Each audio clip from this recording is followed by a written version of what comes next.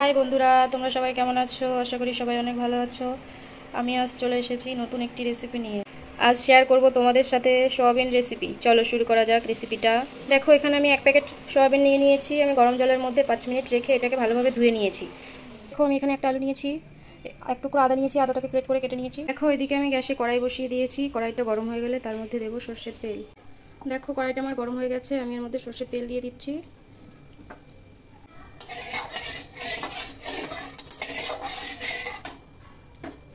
দেখো, তেলটা গরম হয়ে গেছে। এর মধ্যে আমি সয়াবিনগুলোকে দিয়ে ভালো করে ভেজে নেব। এর মধ্যে দেব নুন, তারপরে দেব হলুদ আর একটু লঙ্কার গুঁড়ো দিয়ে নেব। এবার আমি এগুলোকে একটু ভালোভাবে ভেজে নেব, লাল লাল করে। আজকে আমি সয়াবিনটা একদম সিম্পল পদ্ধতিতে করব, কোনো মশলা না, কিছু না, শুধু আদা জিরে দিয়েই করব। দেখো, আমি সয়াবিনটাকে ভালোভাবে ভেজে নেব লাল লাল করে। সয়াবিনটা ভাজা হতে হতে চলো দেখে নিই সয়াবিনে কী কী মশলা দেব। মশলাটা রেডি করে নিই, চলো। আমি এখানে গুঁড়ো মশলা ইউজ করছি, তোমরা চাইলে পেস্ট করেও ইউজ করতে পারো। এটা দিয়ে দিলাম জিরে গুঁড়ো, এরপর দেবো লঙ্কা গুঁড়ো, এর মধ্যে দিয়ে দিচ্ছি একটু নুন, এবার দিয়ে দেবো একটু হলুদ, এবার দেবো গ্রেট করে রাখা আদাটা, এর মধ্যে আর একটু দেবো চিনি। এবার জল দিয়ে এটাকে ভালোভাবে গুলে নেব। দেখো, এবার একটু গুলে নিই। এবার কিছুক্ষণ রেখে দেবো। সয়াবিনটা ভাজা হয়ে গেলে রেসিপিটা শুরু করব, চলো।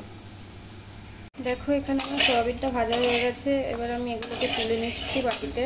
দেখো, আমি বাটিতে তুলে নিয়েছি সয়াবিনগুলো। এদিকে কড়াইতে আমি আর একটু সর্ষের তেল দিয়ে দেবো। তেলটা ভালোভাবে গরম হয়ে গেলে এর মধ্যে দেব শুকনো লঙ্কা, জিরে, একটা তেজপাতা, দুটো শুকনো লঙ্কা, গোটা জিরে দিয়ে একটু ভালোভাবে নেড়ে চেড়ে নেব।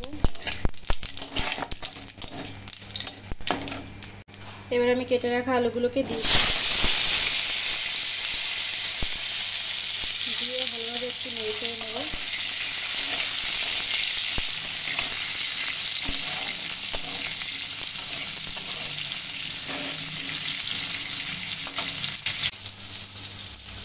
এর মধ্যে দিয়ে দিচ্ছি নুন, দেবো হলুদ গুঁড়ো,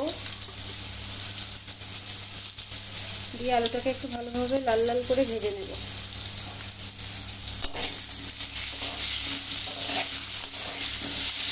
তোমরা কে কীভাবে সয়াবিনটা করো কমেন্টে জানিও।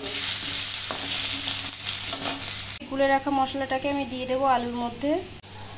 দেখো, মশলাটাকে দিয়ে দিলাম। এবার একটু ভালোভাবে কষিয়ে নেব।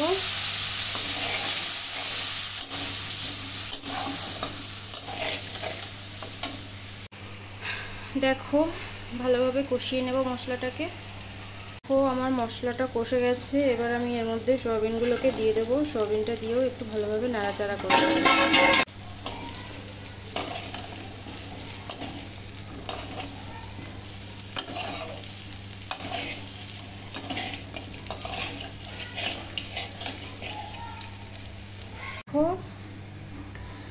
ঝোলটা একটু ফুটে গেলে আমি একটু ঢেকে দেবো 10 মিনিটের জন্য। দেখো, আমি এবার ঢেকে দেবো। ভালোভাবে ফুটে গেছে। একটু 10 মিনিটের জন্য আমি মিডিয়াম আঁচে এটাকে ঢেকে ভালোভাবে একটু সেদ্ধ করে নেব। ঢেকে দিলাম। দেখো, আমি এবার 10 মিনিট পর ঢাকনাটা তুলে নিলাম। দেখো, আমার সয়াবিনটা অলমোস্ট হয়ে গেছে। আমি একদম শুকনো শুকনোই করেছি, বেশি ঝোল রাখিনি, গামাখা রেখেছি। তোমরা চাইলে ঝোলও রাখতে পারো। তো তোমাদের রেসিপিটা যদি ভালো লেগে থাকে please like, comment, share and subscribe করে দিও।